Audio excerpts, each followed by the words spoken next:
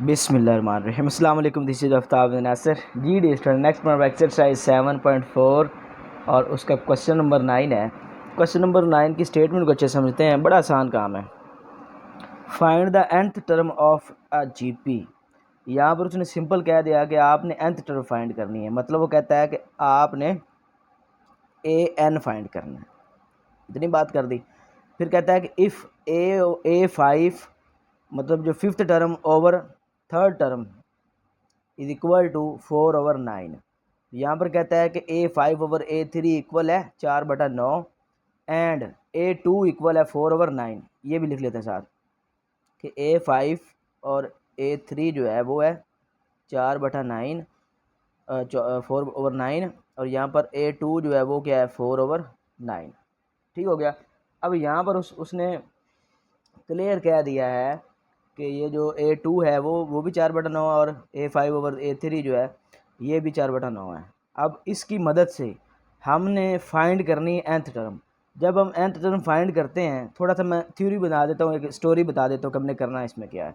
दरअसल हमने फाइंड करनी, हमारा टास्क क्या है जी, nth टर्म फाइंड करनी है। nth टर्म फाइंड करने के लिए हमारे पास जो an का फार्मूला होता है उसमें हमें ज़रूरत होती है फर्स्ट टर्म और कॉमन रेशो की।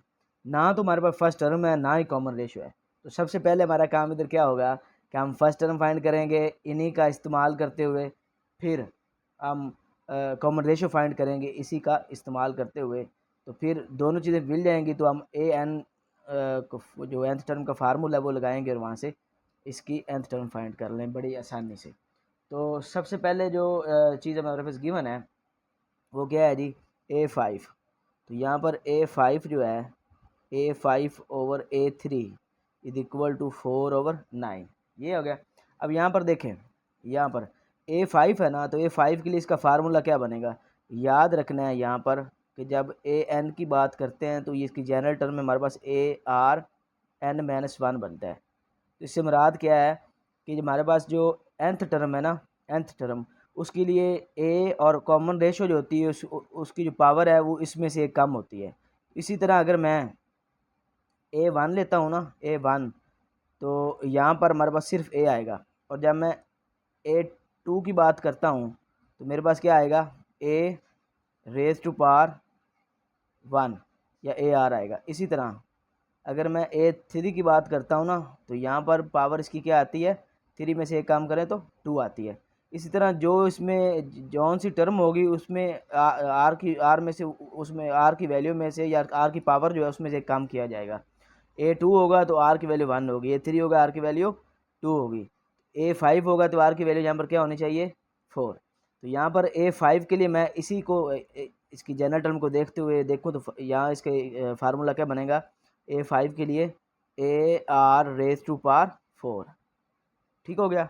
नेक्स्ट इसी तरह A3 है, तो A3 के लिए A तो साथ आएगा तो कॉमन डिफरेंस जो R है हमारे पास, सॉरी कॉमन रेशो, तो वो क्या आएगा, 3 में से एक काम करें तो स्केयर आ जाता है। तो यहाँ पर आ गया 4/9। ठीक हो गया। अब नेक्स्ट यहाँ पर देखें AR4 है तो इसको लिख सकता हूँ R² और R² लिख सकता हूँ। यहाँ पर पावर 4 है, इसकी बेस सेम पावर ऐड करें 2 और 2 4 हो जाता है। तो जब इसको कंबाइन किया जा सकता है तो फिर इसको सेपरेट भी किया जाता है। तो R4 को मैंने R² और R² लिख दिया और नीचे हमारे पास क्या आ गया, AR² पहले से मौजूद है और 4/9 हम इधर लिख लेंगे। R² से कट गया और A से A कट गया तो यहाँ पर रह गया R² इज इक्वल टू 4/9। ठीक हो गया। हमें ज़रूरत है फर्स्ट टर्म की और कॉमन रेशो की। कॉमन रेशो यहाँ से फाइंड हो सकती है, तो वो कैसे फाइंड होगी, आर होती कॉमन रेशो। तो R² है तो इसका स्क्वायर ख़त्म करने के लिए स्क्वायर रूट लेंगे। तो मैं इधर लिख लूँगा simple taking square root on both sides. तो दोनों साइड में मैं क्या कर लेता हूँ जी, स्क्वायर रूट ले लेता हूँ, इधर भी और इधर भी स्क्वायर रूट ले लेता हूँ। ठीक हो गया। यहाँ पर स्क्वायर रूट से कट गया, आर रह गया और यहाँ पर 4 का स्क्वायर रूट भी 9 का स्क्वायर रूट है। तो हम अगर अलग करें 4/9 का, इस तरह से अलग करते हैं तो हमारे पास आ जाएगा R इज इक्वल टू 4 का स्क्वायर रूट क्या होता है 2 और 9 का 3, तो ये क्या आ जाता है +-2। जब इसका स्क्वायर ख़त्म किया तो हमारे पास क्या आ जाता है प्लस माइनस, दो वैल्यू आई थी प्लस और माइनस की, तो कॉमन रेशो हमारे पास दो आ गई, एक R is equal to over three और दूसरी R is equal to minus two over three, दो रेशो आई कॉमन रेशो। तो हमारे पास नेक्स्ट कॉमन रेशो हमने निकाल ली, अब फर्स्ट टर्म निकालनी है, तो नाउ अब हम क्या करेंगे, अब हमारे पास देखिए क्वेश्चन के अंदर एक और चीज़ भी गिवन है, A2, क्या गिवन है, A2, तो A2 की वैल्यू क्या है 4/9। तो यहाँ पर देखें अगर हम ऐसा करते हैं कि A2 जो है A2 इक्वल है 4/9, तो A2 का फार्मूला इधर क्या बनेगा AR, तो यहाँ पर आ जाएगा 4/9। यहाँ पर हमारे पास जो है R की वैल्यू क्या पुट करनी है, ठीक हो गया। अब यहाँ पर R की वैल्यू 2 है, R की वैल्यू 2 है, सबसे पहले मैं इसकी पॉजिटिव वैल्यू पुट करता हूँ, if R is equal to +2/3, पहले मैं ये पुट करता हूँ। तो जब मैं ये इसमें पुट करूँगा तो मेरे पास आ जाएगा A इंटू आर की वैल्यू 2/3 और इक्वल में 4/9 आ जाता है, ठीक हो गया। तो यहाँ पर मेरे पास आ जाएगा मज़ीद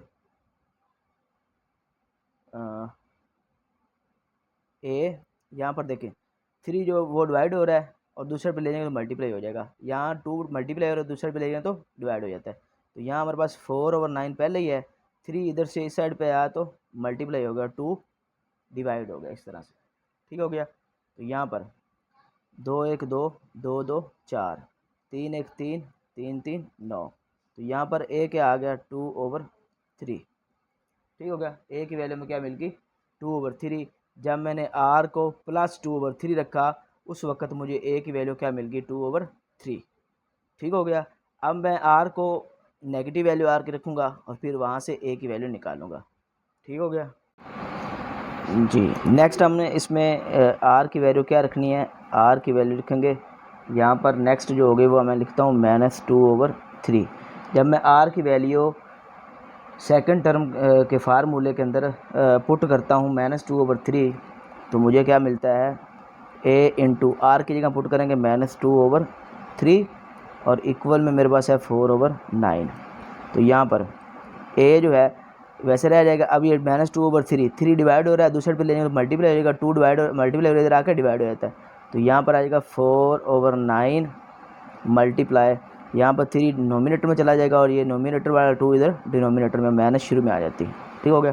तो यहाँ पर मज़ीद सॉल्व करें, 2 1 2 2 2 4, 3 1 3 3 3 9 -2/3 आ गया। तो यहाँ पर ए की वैल्यू क्या आ गई -2/3 आ गई, ठीक हो गया। ये ए की वैल्यू आ गई -2/3 जब मैंने आर को -2/3 रखा। अब यहाँ पर देखें मुझे nth टर्म फाइंड करनी थी, जिसके लिए मुझे आर की वैल्यू की ज़रूरत थी और साथ मुझे इसमें फ़र्स्ट टर्म की ज़रूरत थी। तो मुझे फ़र्स्ट टर्म भी 2 मिली हैं, ठीक हो गया, और आर की वैल्यू भी 2 मिली हैं, ठीक हो गया। जब दोनों की 2 वैल्यू मिली हैं तो दोनों को बारी बारी पुट करेंगे। तो सबसे पहले मैं क्या करता हूँ, हमने फाइंड करनी है जी nth टर्म, तो nth टर्म का फार्मूला है ANARN-1। तो यहाँ पर सबसे पहले मैं आर और ए की 2 वैल्यू लेता हूँ, फर्स्ट वाली। जब मैंने आर को 2/3 रखा, पॉजिटिव रखा, तो उस वक्त मुझे ए की जो वैल्यू मिली थी वो 2/3 मिली थी, ठीक हो गया। अब यहाँ पर कॉमन रेशो भी है, ए भी ए फर्स्ट टर्म भी है, इसमें पुट कर लेते हैं। तो यहाँ पर AN इज इक्वल टू ए क्या है 2/3 और यहाँ जो हमारे पास है कॉमन रेशो आर वो क्या है जी 2/3 पावर n-1, ठीक हो गया। नेक्स्ट अब यहाँ पर देखिए जी AN, यहाँ पर देखें इस ये भी 2/3 ये भी 2/3 है, बेस इन दोनों की सेम है। यहाँ पर पावर क्या आ रही है 1, जो नज़र नहीं आ रही, जिसकी पावर ना हो उसको 1 होती है।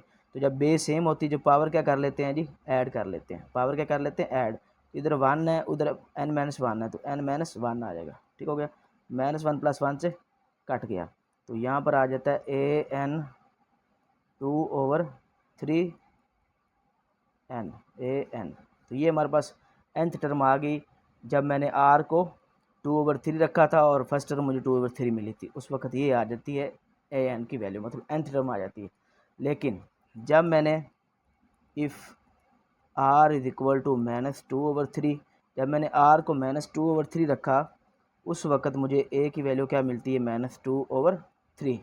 तो अगर मैं देन इनको पुट करता हूँ तो मुझे रिजल्ट क्या मिलेगा, तो यहाँ पर है A N is equal to, ए की जगह एन, इसकी फर्स्ट टर्म क्या आई, -2/3 इंटू आर की जगह कॉमन रेशो क्या है, -2/3 और पावर n-1। अब यहाँ पर देखें वही सीन, ए एन यहाँ पर -2/3, यहाँ पर -2, बेस सेम है तो पावर क्या हो जाती हैं, ऐड हो जाती हैं। तो यहाँ इसकी पावर 1 है और एक्सपोनेंट जिसे बोलते हैं, और इसका जो एक्सपोनेंट है वो n-1 है। तो यहाँ पर ए एन -2/3 -1 + 1 कट गया, तो ये हमारे पास आ गई nth टर्म आ गई हमारे पास। दो nth टर्म आई हैं, एक ये आ गई और एक ये आ गई, ये दो nth टर्म आई यहाँ पर। तो हम लिख लेते हैं कि हमें जौन सी nth टर्म इसमें मिली है। 10 A N is equal to 2/3 whole power n, एक ये है या ये है, और यहाँ A N -2/3 whole power n। तो ये दो हमें nth टर्म मिल गई, इस ये भी हो सकती है, ये भी हो सकती है। तो ये था हमारा क्वेश्चन जो हमने सॉल्व कर लिया। यही तो देखना था कि हमने nth टर्म फाइंड करनी थी, वो हमें 2 मिल गई। तो मुझे उम्मीद है कि सब बच्चों को इस क्वेश्चन की समझ आई होगी, बड़े आसान तरीके से मैंने समझाया है। फिर भी कोई इशू हो, कोई मसला हो, कोई मसाइल हो तो रब्ता करें। नेक्स्ट वीडियो तक के लिए अल्लाह हाफिज़।